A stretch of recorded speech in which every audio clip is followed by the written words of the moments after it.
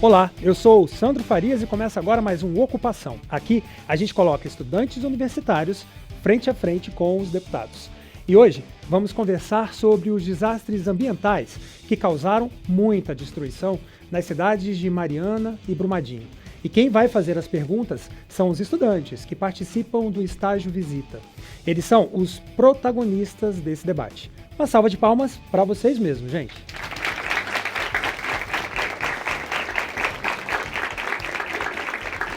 Bom, eles vão conversar com dois deputados também jovens, que estão aqui no seu primeiro mandato.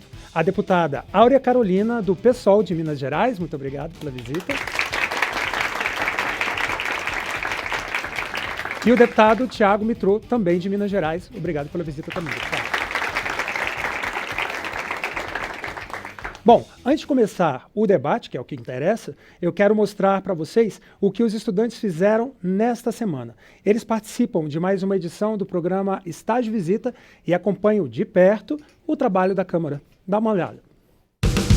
Eu sou Juliana, do Rio Grande do Sul. Eu sou a Heloísa, da Paraíba. Eu sou o Benedito do Piauí. Eu sou o Igor de São Paulo. Estamos aqui participando do Estágio Visita.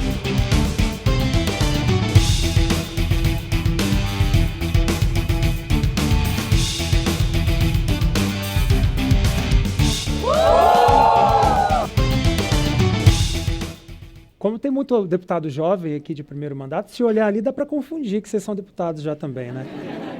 Já estão se preparando para o futuro, né? Eu vou aproveitar, inclusive, e perguntar para os nossos deputados o que eles acham, né, dessa iniciativa de trazer estudantes universitários para cá, para a Câmara, para aprender esse ofício parlamentar. Vamos começar com as mulheres, né? Muito feliz de estar aqui na ocupação. A gente tem que ocupar tudo, ocupar a política, inclusive.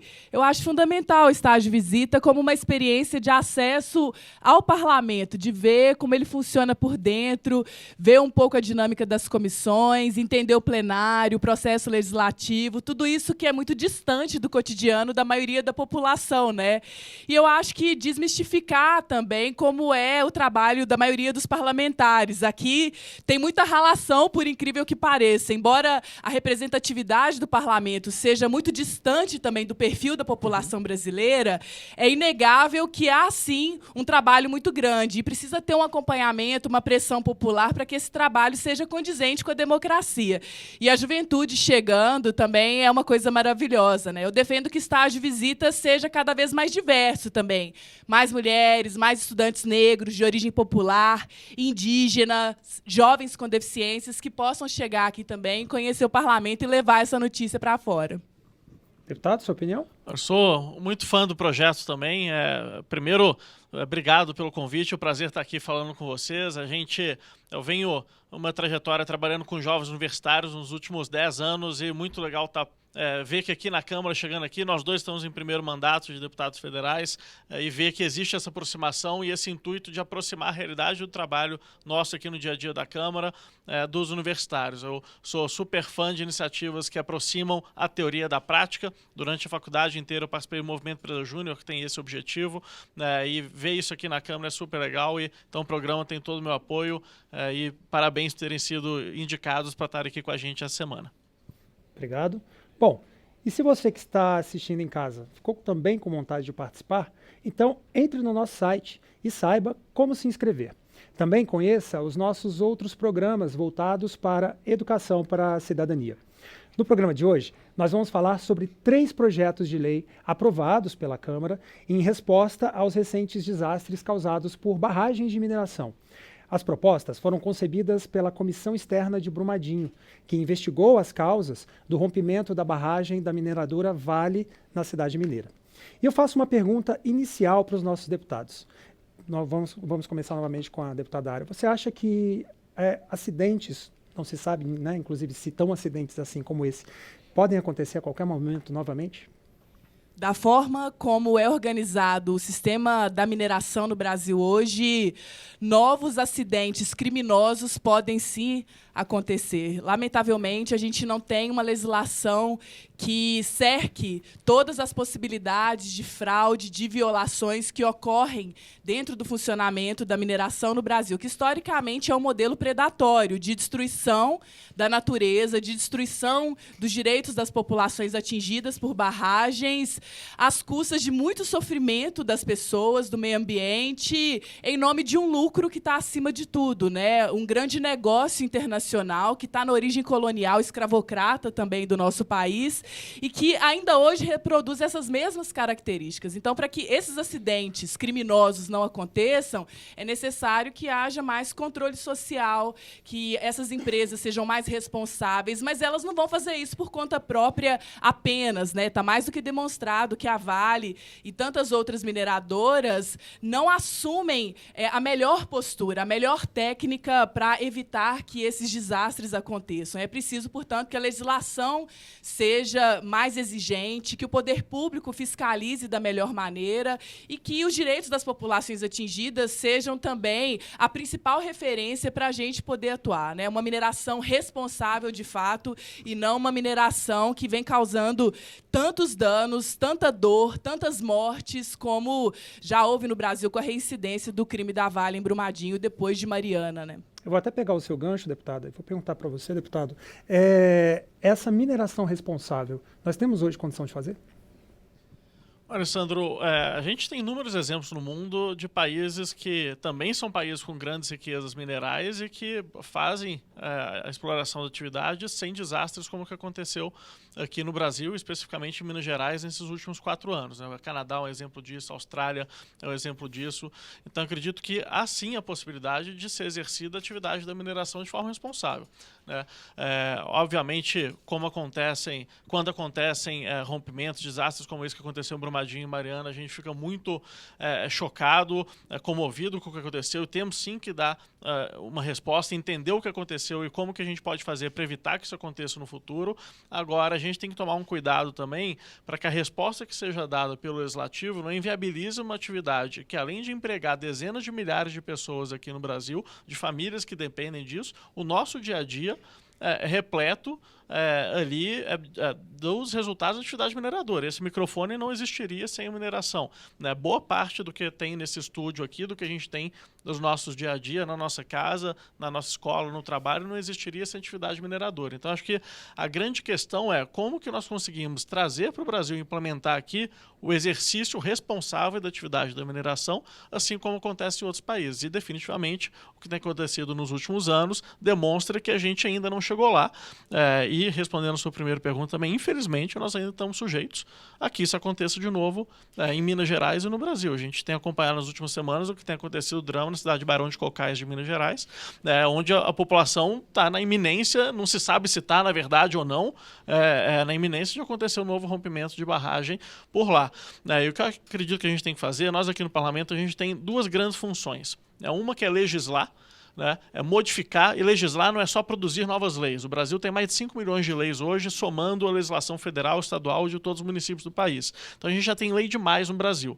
Agora tem outra atividade nossa que acho que a gente falha muito em exercer, que é o que a Áurea mencionou, que é a atividade fiscalizatória. Né? E essa a gente está deixando a desejar. Se as leis vigentes fossem cumpridas pela Vale em Brumadinho, aquele restaurante e aquela sede administrativa não estariam lá. Porque desde o início da década, o Plano Nacional de Segurança de Barragem já prevê que não pode ter instalação fixa, não extremamente necessária atividade mineradora na proximidade de barragens. O restaurante não é necessário atividade mineradora, a sede administrativa da Vale também não. Então, o maior número de mortes que a gente teve nesse desastre de Brumadinho foi porque a legislação de 2011 não estava sendo cumprida. Então, acho que a gente tem que também entender esse papel nosso de exigir que o Executivo faça o seu papel de fiscalizar a legislação já vigente. Perfeito.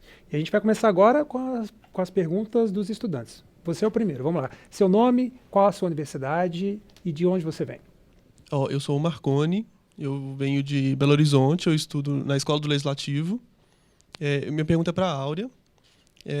Eu queria saber, Áurea, também, né, até continuando o que o Mitrô estava dizendo, o Legislativo tem uma função muito importante, que é de fiscalizar E logo após o rompimento das barragens, muito se falou, né, atribuiu a culpa às mineradoras ou até ao executivo. Você acha que o legislativo também não tem um papel fundamental, assim, até uma culpa mesmo, assim, de não exercer bem a função de fiscalizar, né? Como o legislativo pode dar uma resposta para que isso não aconteça? Com certeza, Marconi. E depois que ocorreu o crime da Samarco em Mariana, o legislativo brasileiro não aprovou nada significativo em relação a um novo marco regulatório da mineração. Precisou ter a reincidência do crime da Vale em Brumadinho para que a gente pudesse apresentar um conjunto de novas proposições.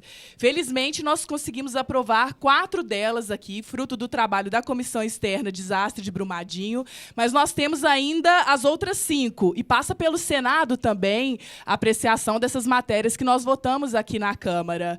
E as principais proposições que tratam de um licenciamento ambiental específico para a mineração, a criação de um fundo para prevenção de desastres, para reparação das vítimas, para diversificação econômica nos municípios em que há atividade da mineração, tudo isso ainda não foi apreciado porque mexe com um poder econômico muito forte. Ninguém tem dúvida de que as empresas, os grandes empreendedores, têm uma influência política no nosso país também. Isso antes era muito visível com o financiamento empresarial de campanhas e a gente podia rastrear os vínculos empresariais com determinados parlamentares. Hoje não há mais, graças a esse financiamento empresarial de campanhas, mas ninguém tem dúvida de que existe ainda essa influência. Tanto é assim que foi instalada uma frente parlamentar em defesa da mineração aqui no Congresso Nacional e logo depois da instalação dessa frente, nós tivemos uma dificuldade muito grande de avançar com mais celeridade na apreciação dos projetos da Comissão Externa Desastre de Brumadinho, com questões que começavam a surgir, apontadas por alguns parlamentares, que não tinham a ver com o interesse público, tinham a ver muito mais com a preservação dos interesses econômicos das próprias mineradoras. A gente é contra que essas mineradoras possam fazer suas atividades? Não necessariamente. O que a gente tem refletido é que é possível, sim, ter uma economia de transição no nosso país, acabar com a minerodependência nos municípios. Vejam só, Mariana, Brumadinho, Barão de Cocais, vários outros que são em Minas, principalmente, sofrem com aquela ideia de que é ruim com a mineração e pior sem a mineração. Como se não tivesse saída, como se a questão dos empregos dos trabalhadores estivesse confinada ali, né? Todo mundo fica refém da mineração. E a gente acha que não pode ser por aí. Os municípios, muitas vezes, têm vocação para o turismo, têm vocação para a agricultura familiar, têm vocação para a indústria, têm vocação para inúmeras outras atividades, e a mineração, de repente, vira um beco sem saída. Então, eu acho que a gente tem que discutir como fazer uma economia de transição para que o Brasil esteja à altura de outros países que têm também uma política e uma economia muito ligada à mineração, mas sem produzir tantas mortes, com respeito à legislação socioambiental, com defesa do bem viver, né, da mãe terra, que é o mais importante. Obrigado, deputada. Parece que eu tenho uma pergunta aqui agora na plateia. Por favor.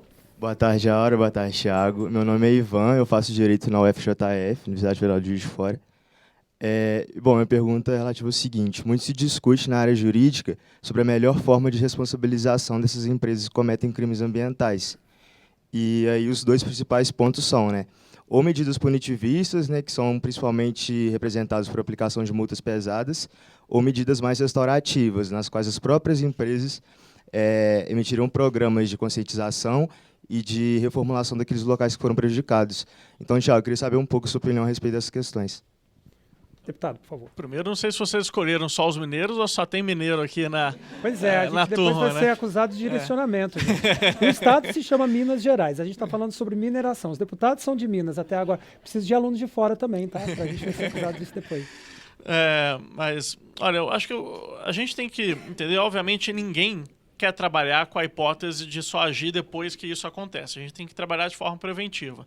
A existência de punições para quem cometer infrações como essa, né, ou quem for responsável por desastres como esse, obviamente inibe ou deveria inibir o acontecimento, né? Você incentiva de certa forma, uma vez que o custo para quem não for responsável é suficiente para se prevenir de desastres como esse serem responsabilizados depois, faz com que as pessoas sejam mais cientes da responsabilização e evitem que aconteça isso. Agora, eu acho que a gente simplesmente viver numa cultura punitivista de aumentar a pena, aumentar a multa, aumentar a reação quando isso acontecer, não resolve, né? Porque já vai ter acontecido desastre, as pessoas já vão ter morrido, o meio ambiente já vai ter sido prejudicado. Então, o que eu acho que a gente precisa fazer, principalmente no Brasil, né, é ter uma cultura de prevenção e responsabilidade anterior à ocorrência de desastres como esse, né? E é isso que eu mencionei. Às vezes a gente se mobiliza muito, né, para colocar uma reação no legislativo depois que acontece esse tipo de coisa, aí aprova a lei e acha que está tudo resolvido, né? E não acontece isso. A gente tem um exemplo no Rio Grande do Sul, vocês devem lembrar, coisa de 7, 8 anos atrás aconteceu, né, aquele desastre também na Boate Kiss, que tiveram centenas de mortes ali de jovens como vocês, universitários que estavam, né, numa balada à noite. A Assembleia Legislativa do Estado do Rio Grande do Sul fez uma reação em seguida muito severa em relação à concessão de alvarás para funcionamento, né, ali de casas noturnas, como a Boate Kiss, e acabou inviabilizando a atividade ali de abertura de novos negócios dentro do Estado, tanto que menos de 2 anos depois a Assembleia Legislativa teve que revogar boa parte da legislação que foi feita, a Lei Kiss, como ficou conhecida, né? Então a gente tem que evitar essa história da gente só atuar depois que acontece e atuar de uma forma que seja uma severidade desproporcional, que acaba inviabilizando atividades que são necessárias para o dia a dia nosso, né? E acho que nessa forma que eu gostaria de ver, a gente tendo uma resposta legislativa adequada para que consiga ali dar os incentivos corretos para que se evite novos desastres como esse, mas principalmente atuando na prevenção e na implementação da legislação já vigente, né? Se a legislação vigente, de novo aqui, já tivesse sido implementada e houvesse uma atuação da Associação Nacional de Mineração em cima dessas mineradoras, a gente poderia ter evitado muitas mortes que aconteceram em Brumadinho e em Mariana. Próxima pergunta aqui no palco, você? Boa tarde. Eu sou o Gabriel Victor, estudante de Direito da Universidade Federal do Ceará, Fortaleza, Ceará. E eu gostaria de saber, deputada Áurea, como a senhora avalia a relação do Legislativo com os demais poderes e o Ministério Público na prevenção a esse tipo de desastre, visto que ainda existem esses riscos. Super importante essa pergunta, Gabriel, extrapolando até essa temática da mineração, né? Nesse momento no Brasil, a independência e o bom funcionamento das instituições democráticas andam muito prejudicados. A gente vê um desmonte dessas instituições, e isso é uma ameaça para toda a população, né? Se nós não temos um parlamento atuante, representativo, diverso, que fiscalize o poder público, que legisle da melhor forma, nós teremos um problema com a população no sentido de poder avançar com a legislação. Se nós não tivermos um Ministério Público, um sistema de justiça com isenção, com imparcialidade para poder decidir da melhor maneira, com base na legislação, com base na legalidade, nós também teremos um problema. Se a gente não tem um poder executivo que implemente políticas públicas com base na Constituição brasileira, que promova a continuidade dessas políticas públicas, nós também temos perdas terríveis para a maioria da população. Tudo isso de negativo está acontecendo hoje no Brasil. Em relação à mineração, aqui na Câmara a gente tem tido um esforço muito importante de diálogo com a força-tarefa que foi instalada em Minas Gerais, que envolve o Ministério Público e outras entidades, para fiscalizar e apurar as causas do rompimento da barragem da Vale em Brumadinho, né? Para também acompanhar o processo de reparação às vítimas, para exigir que a Vale cumpra com as suas obrigações. E há um diálogo importante entre a CPI, que foi instalada aqui na Câmara, junto com a força-tarefa, preservando, evidentemente, os papéis de cada uma, né? E a competência de cada uma. Eu quero trazer ainda nessa discussão da mineração, quando o Tiago fala, olha, esse microfone vários itens que estão dentro desse estúdio são parte da mineração, né, são resultado da atividade minerária, é importante a gente colocar em perspectiva a história da produção no Brasil e no mundo.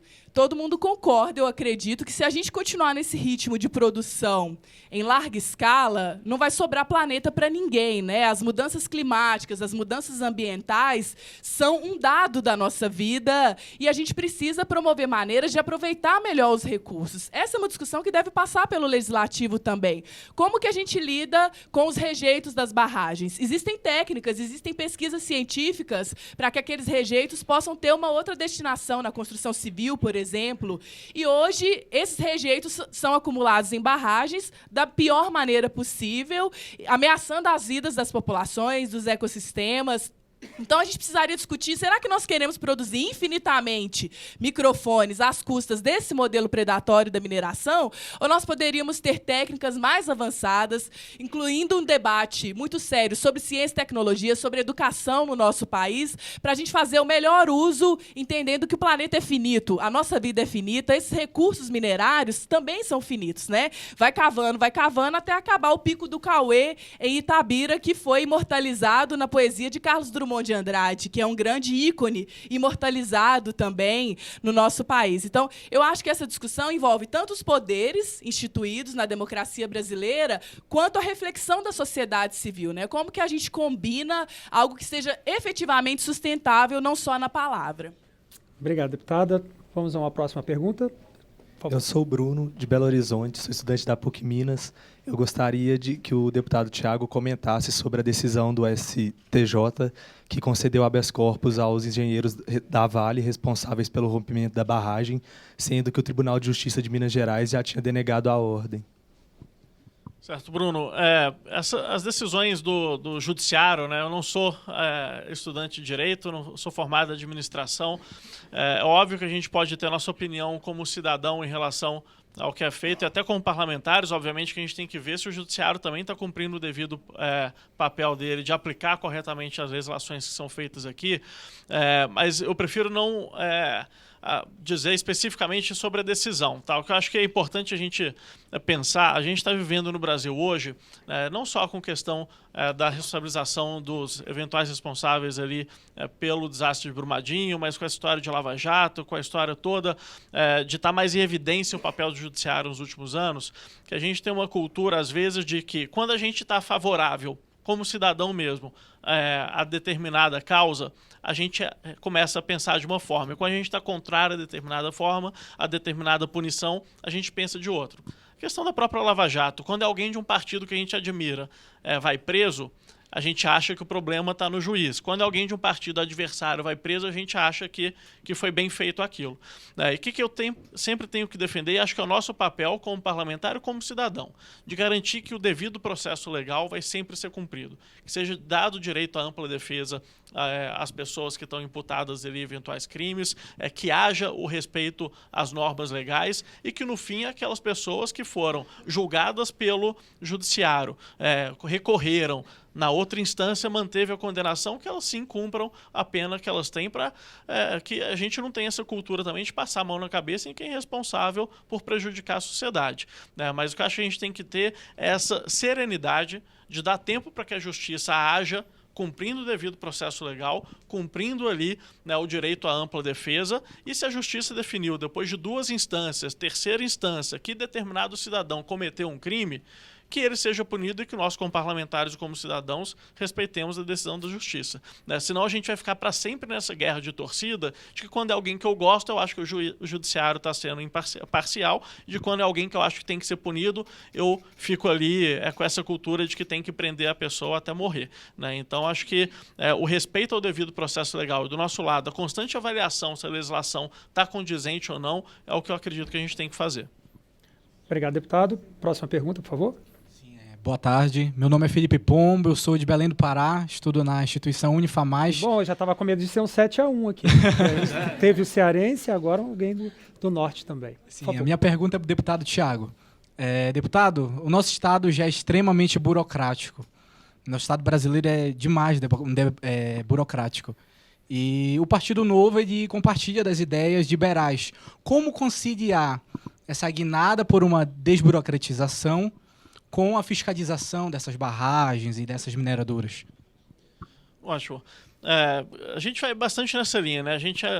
Eu acredito, na Partido Novo, e eu, Thiago, também, que a gente tem um peso hoje do Estado no dia a dia do cidadão que acaba muito mais prejudicando do que auxiliando, né? Aquilo que eu mencionei antes, a legislação brasileira, em muitos aspectos, ela já é condizente com as melhores práticas internacionais, mas a gente não cumpre. A gente tem no Brasil aquela ideia da lei que pega, a lei que não pega, né? Tem um monte de projeto que a gente vê aqui que o pessoal fala para ele, não, Thiago, isso aqui deixa passar porque nunca que vai pegar essa lei, né? Como se a gente pudesse ir contando com a sorte, com essa cultura de que a legislação ela está passível depois de ver se determinado vírus contagia as pessoas ou não, para ver se elas vão cumprir a legislação. E eu acho que para a legislação ser levada a séria, ela tem que ter ser de um tamanho que seja condizente com o dia a dia do cidadão. Lá em BH, por exemplo, a gente tem uma lei que proíbe os restaurantes de colocar sal em cima da mesa, né? A gente aprovou, viu sendo aprovado na Assembleia Legislativa do Rio de Janeiro há 2 semanas atrás, uma lei que para você poder andar de patinete, você tem que fazer uma prova no Detran, né? Ou uma outra lei do Rio de novo, nada contra os cariocas, eu tenho outros exemplos de outros estados também, mas que proíbe os condomínios que têm academia de manter a academia em funcionamento se não tiver um profissional de educação física lá. E qual que é a resposta que está sendo dada? Os condomínios estão fechando as suas academias porque o custo fica muito mais alto de ter um profissional lá o tempo inteiro, né? Então, assim, eu acho que existe hoje essa cultura excessivamente de crença que as leis vão resolver o problema no Brasil, que acaba criando um excesso de lei e você para de conseguir diferenciar o joio do trigo, né? Então, acho que sim, tem que ter uma legislação no Brasil que consiga indicar para a atividade mineradora, voltando aqui ao nosso assunto, né, o que a gente aceita e o que não aceita no Brasil. Por exemplo, a gente ficou evidente que o tipo de barragem que foi construída em Mariana, em Brumadinho, a barragem aquela montante, né, ela é muito mais insegura do que as outras técnicas que existem. Então, a gente como sociedade quer continuar correndo esse risco no Brasil? Foi definido em Minas Gerais que não, e essas barragens agora elas vão ter um prazo para serem descomissionadas, né? Agora, faz sentido a gente criar uma legislação que seja tão rígida, que inviabilize a atividade mineradora no país? Faz sentido criar uma tributação que seja tão alta que a gente não consiga vender o nosso minério em lugar nenhum do mundo, né? E que daí coloque em risco tanto as famílias que dependem da atividade, como a própria, os meios de produção e a produção de materiais que hoje são essenciais ao dia a dia da vida humana, né? É isso que eu questiono. Eu concordo muito com a Áurea que a gente tem que evoluir a tecnologia no Brasil e no mundo, né? Eu adoraria a gente viver num mundo que não depende mais de petróleo. Eu adoraria viver num mundo que não depende mais de extração de minério de ferro, mas a realidade hoje é essa? Não é. Se apertar um botão para sumir o petróleo hoje no mundo, ninguém mais vive, ninguém mais se locomove, né? Ninguém mais usa plástico, né? Então a gente tem que conseguir fazer o Brasil e o mundo mudar a sua matriz de matérias-primas, mas isso só vai acontecer quando a gente tiver tecnologia suficiente para isso. E acho que no Brasil a gente tem também uma legislação tão rígida com questões de incentivar a inovação, incentivar a testar. As universidades que vocês vivem, né, que vocês estudam, acho que elas poderiam ser muito mais avançadas em termos de pesquisa, de tecnologia desenvolvida aí, se a gente não tivesse um Estado que pesa tanto em cima das próprias universidades, da inovação e que inibe inovação. Por que a gente não tem um Vale do Silício no Brasil? Por que a gente está perdendo nos rankings globais de competitividade, né? Porque é caro, é lento, é burocrático empreender e inovar aqui no país. Acho que se a gente não resolver isso, vai ser muito difícil ser o Brasil que vai arranjar a solução para a substituição do petróleo e do minério lá na frente. Tá certo, deputado. Obrigado. Ao contrário disso tudo, o programa aqui não é lento, já está passando rápido, a gente chegou ao final desse primeiro intervalo, a gente vai fazer um intervalo curto, mas volta já com a ocupação.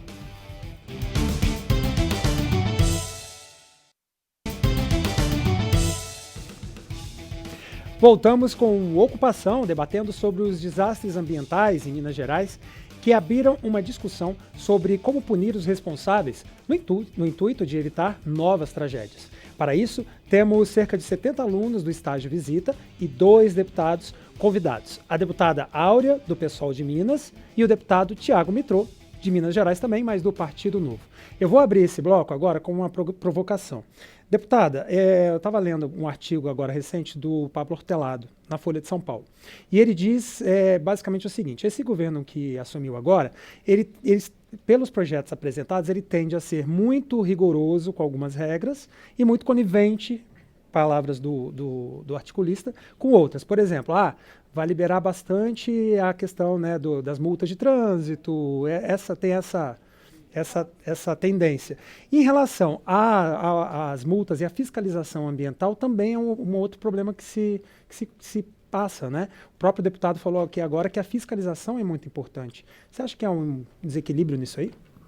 Com certeza, Sandro. Eu vejo que esse governo tem uma agenda antiambiental, tem uma agenda de apologia ao modelo predatório da mineração. Tanto é assim que o presidente Bolsonaro, logo quando assumiu, uma das primeiras coisas que fez foi convidar investidores estrangeiros no Fórum Econômico Mundial, lá na Suíça, para que venham explorar as riquezas naturais, minerais do nosso país. Recentemente, todos vimos o presidente fazendo propaganda de correntinha de nióbio para investidores estrangeiros também acreditarem, né, e buscarem aqui no Brasil a sua riqueza.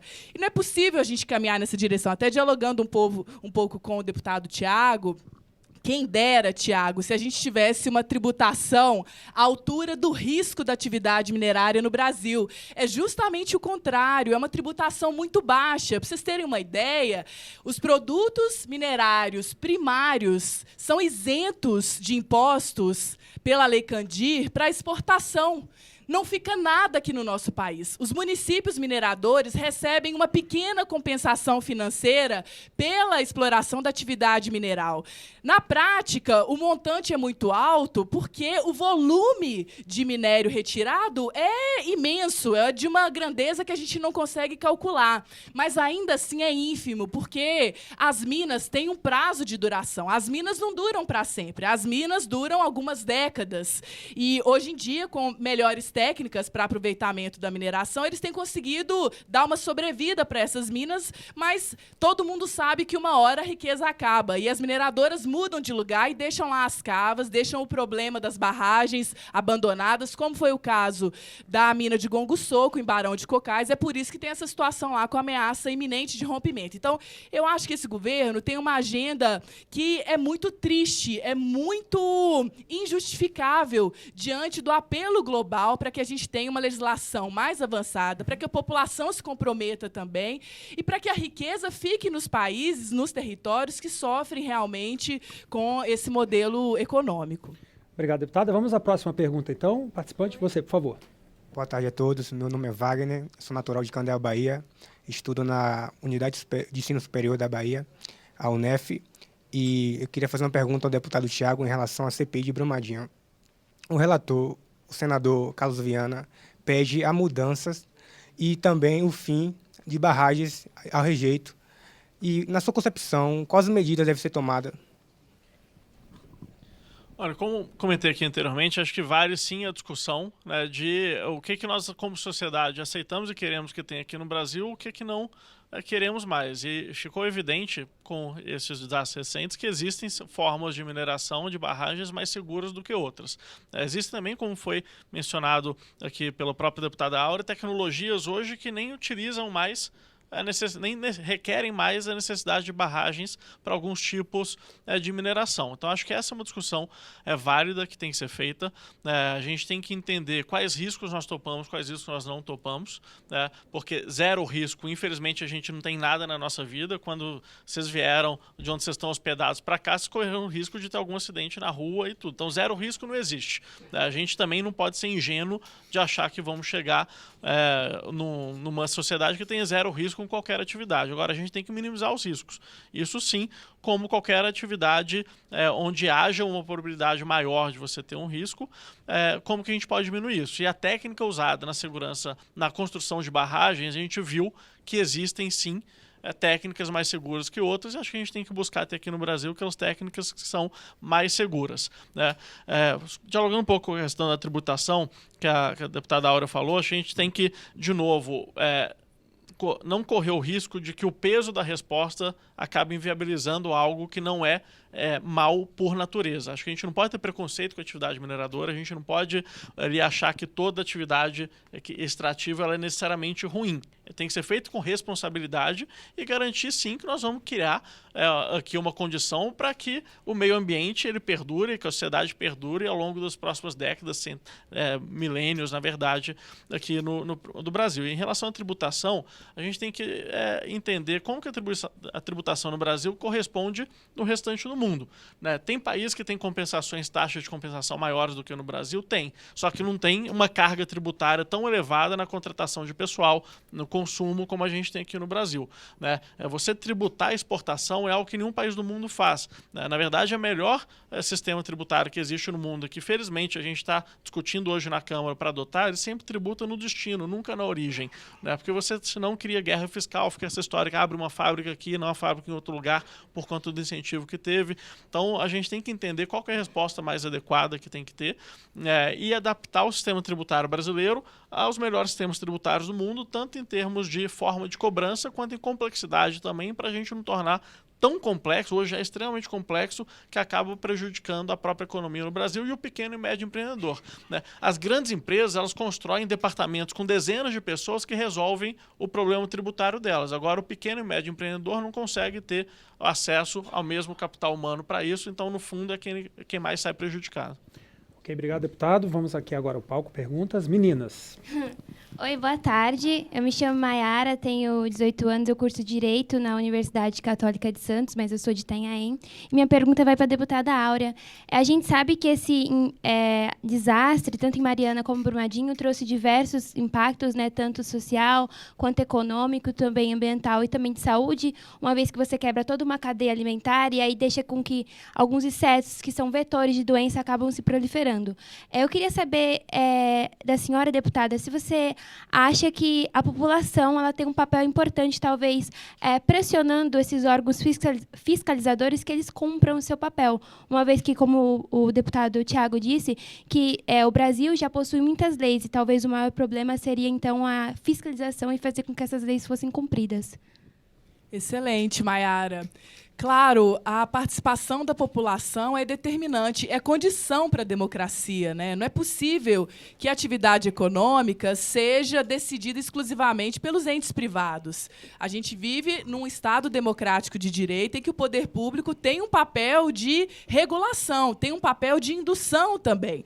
Nós temos uma Constituição que deve orientar tudo o que acontece no nosso país, né? A atividade minerária não pode colidir com os direitos humanos, não pode colidir com o direito de proteção dos ecossistemas. E a gente precisa resolver isso, esse grande conflito, porque o interesse econômico acaba sempre prevalecendo, né? Ninguém aqui é inocente de achar que os empresários vão querer fazer uma atividade mais onerosa para eles porque eles estão preocupados com o meio ambiente necessariamente, se não houver uma pressão social, se não houver uma agenda por desenvolvimento sustentável, se não houver um compromisso de fato, né? Naturalmente, a atividade de mercado vai buscar maximizar seu lucro para ter os melhores resultados. E essa maximização, muitas vezes, às custas de outras garantias, né? Dessas proteções que nós achamos muito importantes. Obrigado, deputada. A próxima pergunta você tinha anteriormente pedido para perguntar, não foi? Sim. Qual é o seu nome, por favor? Oi, eu sou Bruna, faço Direito na Universidade Federal de Juiz de Fora, Minas Gerais. Primeiro, eu gostaria de agradecer a oportunidade que eu votei em você na eleição e me sinto muito bem representada, então obrigada. E eu gostaria de perguntar a sua opinião sobre a demora do judiciário para julgar esses crimes ambientais, que a gente sabe que não são acidentes. Então, a demora, visto que vai fazer 4 anos do acontecimento de Mariana e ainda não houve nenhuma condenação. Excelente, Bruna. Nós temos uma preocupação muito grande com os desdobramentos do crime da Samarco, da BHP, que ocorreu em Mariana, né? Como foi perguntado pelo Wagner, se eu não me engano, em relação à punição dos responsáveis, né, que estão na cadeia de comando dessas empresas e que diretamente têm uma responsabilidade sobre aquilo que ocorreu, já que não foi um acidente que aconteceu de uma hora para outra, né? É no mínimo um acidente criminoso criminoso. E a gente poderia até discutir se não foi um crime premeditado diante das tantas evidências, dos sinais que foram sendo percebidos muito antes e que não foram levados a sério, né? Houve negligência, houve omissão, houve imperícia. O TRF1, lamentavelmente, liberou da acusação de homicídio alguns dos réus do crime da Samarco em Mariana. E, para responder isso, a Comissão Externa de Desastres de Brumadinho propôs um novo tipo penal na legislação, a tipificação do ecocídio. Então, um crime que está relacionado à causa de rompimento de barragens, a causa de desastres ambientais, com mortandade de animais, com contaminação do solo, contaminação do ar e das águas, com perdas humanas e perdas para o meio ambiente. Isso pode ser combinado, a tipificação do ecocídio, com o crime de homicídio também, doloso ou culposo. Então, com isso, a gente incrementa no sistema penal, na lei de crimes ambientais, uma legislação mais condizente com esse novo fenômeno, né? Que são esses desastres que são, de certa maneira, provocados pela atuação irresponsável dessas grandes empresas. E eu acho que esse que é o papel, né? Essa resposta que nós demos com a aprovação do ecocídio já é um avanço e a gente espera que o Senado a respalde. Obrigado, deputada. Próxima pergunta, por favor, você. Olá, boa tarde, deputados. Boa tarde a todos. Meu nome é Lucas, eu venho de São José do Rio Preto, noroeste do estado de São Paulo. Eu estou no segundo ano do Direito na Faculdade Unorp. E a minha pergunta é para os dois, até pelo teor da pergunta, e é a seguinte. A senhora é do PSOL, que representa a social-democracia, e o senhor é do Novo, que representaria o liberalismo. E eu gostaria, até pelo contexto que vocês já deram, mas responder mais especificamente, como nós podemos, assim, conciliar, dado que estamos vivendo uma época de tamanha polarização, conciliar interesses comuns, sendo a social-democracia e o liberalismo meios termos, digamos assim, não extremismo dos vieses, conciliar e ir juntos para melhorar algo que é tão importante e comum a todos como o meio ambiente, por exemplo, assim como a educação também. Qual seria uma resposta de ambos os lados para esse tipo de problema? Já que a pergunta aqui é muito boa para os dois, preciso que seja rápido. Deputado, você primeiro.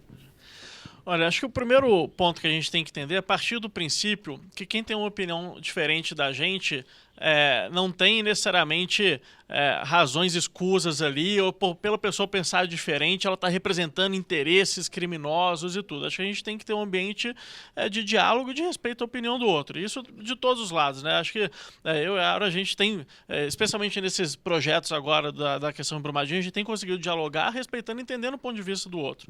Não é porque ela é contra algo que eu sou a favor que ela é uma pessoa do mal, ou vice-versa, né? E, infelizmente, a gente chegou muitas vezes no debate no Brasil que o fato da pessoa ter uma opinião diferente da minha é um crime, né? Ou está defendendo um interesse escuso e não está aqui simplesmente com o objetivo republicano de ter a sua visão de mundo e querer defender o interesse da população. Quando eu defendo, né, uma legislação que seja menos robusta, não é porque eu não estou defendendo o interesse do brasileiro, porque a minha visão de como que o interesse do brasileiro tem que ser defendido é sem esse peso que o Estado tem hoje. E tem que entender que a pessoa que está do outro lado da mesma forma. Então, a gente, partindo dessa base, né, de que as razões de determinada pessoa ter tal opinião não é uma razão ali espúria, acho que a gente já começa o debate num nível muito avançado e está disposto a ceder, né? O texto que veio inicialmente da Comissão Externa de Brumadinho, nós do Novo não éramos a favor de vários deles, porque a gente acreditava que tinham ajustes a ser feitos ali que prejudicavam a população brasileira. Em vários dos textos a gente conseguiu expor a nossa opinião, teve ela respeitada, adaptou o texto e o projeto foi votado e aprovado com o nosso voto, inclusive. Então, acho que partir da premissa que o outro não está mal intencionado por pensar diferente de você, é um aspecto, e está disposto a negociar e entender que você vai ter que ceder um ou outro ponto ali para poder chegar num consenso e fazer a legislação avançar, é super importante também. Deputada, por favor. É isso que o Thiago traz, né? Obrigada pela pergunta, Lucas. É muito importante, assim, numa conjuntura em que, de fato, o debate no Brasil anda muito maltratado, né? Então, colocar posições antagônicas não significa querer aniquilar o outro lado, como tantas vezes acontece no Brasil, né? Você destrói a pessoa no Twitter, destrói no Facebook e destrói fisicamente. Dá até uma porrada da pessoa na rua. A gente está vivendo um nível tal de violência política que as pessoas sentem medo, muitas vezes, de se manifestar dentro de sala de aula, no ambiente de trabalho, na igreja, na família até, né? Então, eu acho que a gente tem que recuperar esse valor civilizatório de lidar com as diferenças e com as questões que são incompatíveis para nós no debate público, né? Eu posso ter uma posição muito divergente do Thiago, mas nem por isso nós vamos aqui nos maltratar e nos eliminar, de jeito nenhum. Eu acho que isso tem que estar refletido também no parlamento brasileiro. Não é o que acontece, né, gente? É só a gente observar o funcionamento de algumas audiências, do plenário, normalmente, em que os ataques e a desqualificação são a tônica do chamado debate parlamentar, né? Não sei nem se dá para a gente chamar isso de debate. Então, a divergência tem que ser tratada num espaço de respeito mútuo, tem que ser colocada também como um embate de ideias, né? E compreendendo as posições e o lugar de fala de cada pessoa. Evidentemente que determinadas posições não são gratuitas. A pessoa tem uma história de vida, de origem familiar, de privilégios, muitas vezes, que precisam entrar na conta também, né? Eu falo isso porque eu acho sozinho da minha cabeça. Não necessariamente. Você herdou uma família de tal jeito, você teve uma origem com determinadas privações ou não, e isso tudo conta no debate público também. Obrigado, deputada. Vamos mais uma pergunta aqui, por favor. Boa tarde, deputados. Meu nome é Mataus Arthur. Eu sou de Teresina, Piauí, mas atualmente eu moro em Minas, estudo na PUC, faço Relações Internacionais. Após o crime ambiental que aconteceu em Brumadinho, eu tive a oportunidade de trabalhar voluntariamente, ajudando o Exército de Israel, fui tradutor. E lá eu pude ter uma experiência incrível que, com certeza, mudou a minha concepção de pensar a sociedade e olhar para as pessoas. E eu via o descaso que as famílias tinham por parte do governo, mas, por outro lado, eu vi que existiam vários jovens engajados em política, engajados em direitos humanos, que estavam lá ajudando, dando suporte para as pessoas. E minha pergunta tem relação a isso. Como que vocês observam... minha pergunta vai ser direcionada ao deputado, porque eu já vi a opinião da deputada acerca disso, mas eu queria ver a sua opinião acerca de como você observa o engajamento do jovem hoje nas pautas políticas de direitos humanos, e como que isso vem a constranger um pouco o governo, como que isso pode mudar, voltar os olhos do governo atual para essas pautas políticas que a nossa sociedade tanto precisa. Por favor, deputado. Cara, em 30 segundos, só uma complementação de uma resposta anterior ao Lucas que eu esqueci. E às vezes as pessoas acham que por a Áurea ser do pessoal e eu ser do Novo, a gente vai discordar sempre. E tem muitas pautas que o Novo e o pessoal votaram igualzinho aqui na Câmara. Às vezes, em questões econômicas, a gente vai ter uma divergência talvez um pouco maior, mas quando a gente votou a revisão da Lei Geral dos Partidos, o Novo, o PSOL e o PCdoB foram os únicos partidos que votaram igual durante todos os itens que foram votados ali. Então a gente também tem que entender que existem muitos espaços de convergência em lugares onde você, às vezes, menos espera. Em relação à sua pergunta, Mataus, a gente, como um defensor das liberdades, eu acho que o direito à liberdade que tem que ser mais respeitado é a liberdade do indivíduo. Direitos humanos, para mim, a Declaração Universal dos Direitos Humanos é uma declaração liberal, né, que respeita o direito de cada indivíduo ser respeitado como ele é. Né? E acho que o que a gente tem que fazer, a participação dos jovens hoje na política, só por vocês estarem aqui, está muito maior do que a que eu tive. Né? Eu não fui um jovem que me envolveu muito com política, né? Eu morava fora de BH, e aí muitas vezes eu não voltei para casa para votar, por não achar que vou lá, um voto a mais, voto a menos, não vou. Né? No ano passado eu ficava pé da vida com quem fazia isso, que a gente precisava de cada voto. E hoje o que a gente está vendo, o que aconteceu no país desde 2013 até hoje, né, tem um lado negativo, que tudo tem lado, né? Você fala algo contra o governo, você é comunista. Você fala algo a favor do governo, você é bolsonarista. E eu que estou no partido independente, né, eu apanho de todos os lados, porque eu critico o governo, eu estou contra o Brasil. Eu voto a favor do governo, eu sou linha auxiliar, né? As pessoas não entendem que a gente vota de acordo com os nossos princípios e valores que nos trouxeram até aqui, e muitas vezes vai estar alinhado com o governo e outras vezes não.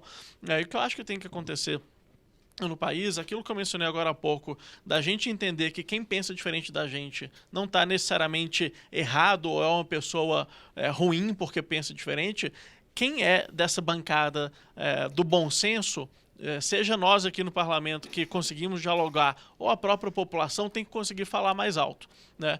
Porque a gente está deixando subir no pedestal, na tribuna e só falar as pessoas que não estão agindo de forma talvez tão razoável quanto deveria falar. Então acho que a gente tem que cada vez mais, quem defende o diálogo, quem defende o bom senso e a atuação política responsável, as pessoas têm que falar mais alto, seja aqui no parlamento, seja nas universidades, em casa, porque eu acho que a gente está deixando se deixar levar pelo discurso da radicalização e estamos vendo onde que isso está dando. Obrigado, deputado. Vamos voltar aqui para a plateia. Próxima pergunta, por favor. Boa tarde, meu nome é Cícera, eu sou da Universidade Estadual de Maringá, do estado do Paraná, venho de Maringá nesse caso, né? E eu gostaria de saber, por parte da deputada, que assim, a gente observa que com esses desastres, não há um abalo apenas do meio ambiente, também há um abalo social da população ali e das vítimas, um abalo psicológico. Então eu gostaria de saber se durante a votação dos projetos de lei e de todo o debate que vocês têm em cima desses projetos, se vocês levam em consideração esse abalo psicológico e também se existe alguma previsão para um acompanhamento das vítimas e da sociedade e também em relação às barragens que não ocorreu um desastre ainda, mas que a gente vê que há uma certa instabilidade da população que está ao redor, nessa situação. Naquela situação, eu vou perder tudo que eu tenho, eu vou perder a minha vida a qualquer momento. Então, eu gostaria de saber se tem medidas efetivas que estão sendo previstas, além da reparação econômica, que, querendo ou não ressarce a vida de uma pessoa. É isso mesmo, Cícera. E esse é um debate muito sério, porque a reparação econômica que vem como uma obrigação da empresa é só uma das questões para dimensionar o drama que é toda essa violência, né? É uma violência que as pessoas sofrem, muitas vezes, com um abandono, né, por parte do Estado, por parte das suas próprias comunidades, né? Muitas pessoas que estão adoecendo psiquicamente. Nós temos notícias até de pessoas que faleceram por esse adoecimento após o crime da Vale em Brumadinho. E isso é inestimável, né? Não tem valor econômico capaz de traduzir essa dor, essas perdas. Por isso que a gente precisa discutir seriamente a reconstrução desses municípios, né, com autonomia, com soberania popular, com novos arranjos produtivos, com processos de economia solidária, em que as pessoas sejam agentes dessa transformação, não tuteladas jamais pelo Estado, e que o Estado cumpra o seu papel de ofertar políticas públicas. A gente lutou muito para que houvesse uma liberação de recursos emergenciais para o município de Brumadinho conseguir reerguer suas políticas de educação, de saúde, de assistência social, e isso não foi possível, lamentavelmente. Também houve uma medida provisória editada pelo governo federal para a destinação de um pequeno valor para as famílias inseridas no cadastro único, né, as famílias do Bolsa Família, sobretudo, porque aquela ajudinha é decisiva muitas vezes, né? Porque as pessoas, de repente, não tinham de onde tirar, não tem nem água direito para beber em muitas localidades. E eu acho que a gente tem que trazer à tona a situação daquelas comunidades mais invisibilizadas também. Comunidades quilombolas, indígenas, que existem também no rastro da destruição, tanto em Mariana quanto em Brumadinho, né? Comunidades que vivem de uma relação sagrada com a terra, com a água, com esses rios que foram mortos, né? O rio Paraopeba, no caso de Brumadinho, e o Rio Doce, no caso de Mariana, assim, são modos de vida que foram afetados, e isso tem um valor que não é econômico. A Vale nunca vai poder indenizar a vida do Rio Doce. Comunidades pesqueiras que, de repente, foram devastadas e vão viver do quê? Fora a contaminação por metais pesados, doenças de pele, doenças respiratórias. Tudo isso gera uma sobrecarga no sistema de saúde. Então, é um efeito em cascata que a gente precisa olhar com essas muitas perspectivas, na complexidade mesmo, e sabendo que a parte da reparação econômica, a gente não abre mão dela, porque também foi o poder econômico que causou toda essa dor, mas ela tem que estar inserida num olhar muito mais humanizado, num olhar mais solidário, para que a gente tenha, de fato, uma responsabilidade social, né, para que essas comunidades se restabeleçam, né, voltem a sorrir, voltem a viver o melhor potencial delas. Obrigado, deputada. Eu vou aqui novamente à plateia, por favor. Olá, meu nome é Wanderson, sou de Belém do Pará, faço Direito na Unifamais. Direciono minha pergunta ao deputado. Gosto muito do seu trabalho. Sendo bem sucinto, que medidas nós podemos adotar aqui no Brasil, que a gente vê, como você citou no início do programa, que são adotadas no Canadá, na Austrália, sobretudo em relação à fiscalização, e aqui eu não me limito a apenas Minas Gerais, mas também ao Pará, que o meu estado, que tem grandes usinas e barragens. E é isso. Que medidas a gente pode tomar que sejam eficazes? E, deputado, eu preciso que você seja tão sucinto quanto ele. Tem mais 1 minuto só para essa resposta. Bom, então, sendo sucinto, Minas Gerais e o Pará somados, se eu não me engano, são responsáveis por 90% da mineração aqui no Brasil, né? Então, vocês lá entendem bastante. Sendo bastante sucinto, Anderson, eu acho que a gente tem que ser um país que leva mais a sério as consequências da irresponsabilidade nossa. O que aconteceu em Mariana, o que aconteceu em Brumadinho, foi uma ou inúmeras irresponsabilidades que aconteceram, né? Que a gente vê essa cultura na nossa própria sociedade. Às vezes a gente não leva as coisas tão a sério quanto deveria e só vai levar quando tem um desastre como esse, consequências tão sérias como essa ali sendo levadas a cabo. Então acho que aí entra um papel do Poder Legislativo, do Executivo, mas também e principalmente talvez da sociedade, né, de estar mais próxima do poder público, de exigir, né, que aquelas cidades que têm uma atividade mineradora, poxa, por que a gente não cria aqui dentro uma própria fiscalização, observatório da sociedade sobre a implementação da legislação? Por que a gente não adiciona fiscalização ali da própria sociedade civil sobre o cumprimento de determinadas normas? Porque, no fundo, quem sai prejudicado, como a Aura falou aqui muito bem, é a própria sociedade. Então, acho que a gente tem que chamar mais responsabilidade para si também daquilo que a gente quer ver acontecendo aqui no país. Obrigado, deputado. A hora que eu disse que nós tínhamos pouco tempo, até a deputada lamentou, assim, porque eu não sei qual foi a impressão de vocês. A minha foi de que as perguntas deles foram sensacionais. Perguntas de diferentes assuntos, muito bem fundamentadas. Parabéns vocês, viu, gente? Perfeita participação. Bom, o nosso programa, como eu já tinha avisado, está quase acabando. Antes de encerrar, eu quero agradecer a todos os estudantes e deputados que participaram do programa e a você que acompanhou e participou aí de casa. Não se esqueça de entrar no nosso site para saber mais sobre o estágio visita e quem sabe você não vem acompanhar de perto o próximo Ocupação. A gente agradece ainda à 2ª Secretaria e ao Centro de Formação e Treinamento da Câmara que fazem o estágio visita. A gente se vê no próximo Ocupação, hein? Tchau! E vocês venham para cá, por favor.